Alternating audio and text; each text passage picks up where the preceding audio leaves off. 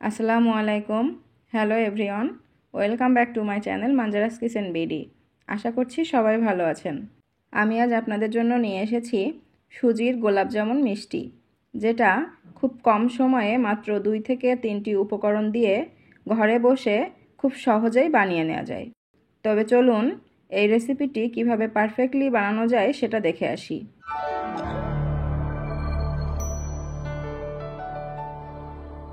এই রেসিপির জন্য প্রথমে একটা মিক্সিং বোলে আমি এখানে 1 কাপ সুজি নিয়ে নিয়েছি। এরপর এর মধ্যে দিচ্ছি স্বাদমতো লবণ। এখন এর মধ্যে দিচ্ছি ডিম। এই ডিমটা আমি আগে থেকেই ভেঙে ফেটিয়ে নিয়েছি। এবার সমস্ত উপকরণ খুব সুন্দরভাবে হাত দিয়ে মেখে নিতে হবে। আপনারা যারা আমার চ্যানেলে নতুন, তারা আমার এই ভিডিওটি ভালো লাগলে আমার চ্যানেলটি সাবস্ক্রাইব করে পাশে থাকবেন আরও নতুন নতুন রেসিপি দেখার জন্য। এগুলো এমন সুন্দর করে মেখে 10 মিনিটের জন্য একটা ঢাকনা দিয়ে ঢেকে রেখে দিব। ফিরে এলাম 10 মিনিট পর। এখন এগুলো থেকে মিষ্টি বানিয়ে নিব। তার জন্য আমি হাতে সামান্য পরিমাণ সয়াবিন তেল মেখে নিয়েছি। এতে মিষ্টিগুলো বানাতে সুবিধা হবে। এখন আমি অল্প অল্প করে এখান থেকে সুজি উঠিয়ে নিয়ে এমন গোল করে হাতের মধ্যে চেপে চেপে এমন গোল শেপ দিয়ে নিচ্ছি। এই ডিমটা আমি অল্প অল্প করে অ্যাড করব, কারণ একবারে বেশি ডিম দিয়ে দিলে সুজির ডোটা পাতলা হয়ে যাবে, তাতে মিষ্টিগুলো পারফেক্ট হবে না। মিষ্টিগুলো বানানোর সময় এর শেপটা ঠিকমতো না আসলে চাইলে এর মধ্যে সামান্য গুঁড়া দুধ অ্যাড করে নিতে পারেন, তাতে একটা স্টিকিনেস আসবে। দেখুন আমি সবগুলো মিষ্টি বানিয়ে নিয়েছি।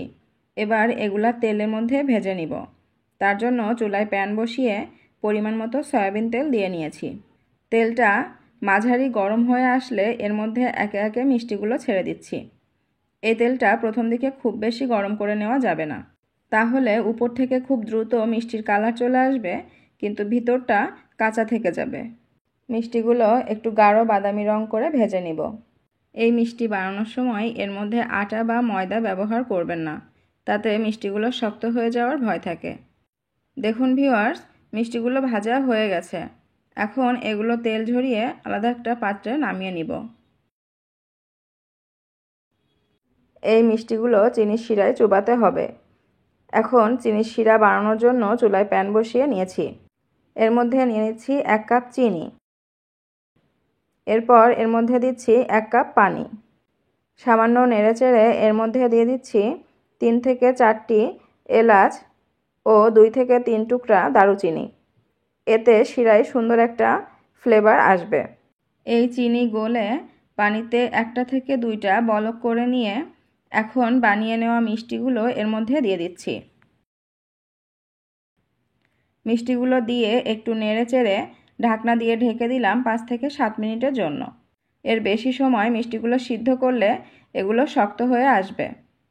ফিরে এলাম 7 মিনিট পর। দেখুন আমার মিষ্টিগুলো সিদ্ধ হয়ে গেছে এবং মিষ্টিগুলো বেশ ফুলে উঠেছে।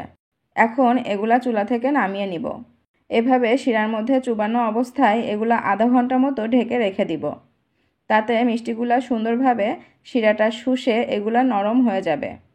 আধা ঘন্টা পর দেখুন মিষ্টিগুলা শিরা বেশ শুষে নিয়েছে এবং মিষ্টিগুলা বেশ নরম হয়ে গেছে। এখন এগুলা পরিবেশনের জন্য নামিয়ে নিব। দেখুন ভিউয়ার্স, সুজির গোলাপজামুন মিষ্টি দেখতে কত চমৎকার লাগছে। এগুলা দেখতে যেমন লোভনীয়, খেতেও ঠিক ততটাই মজাদার।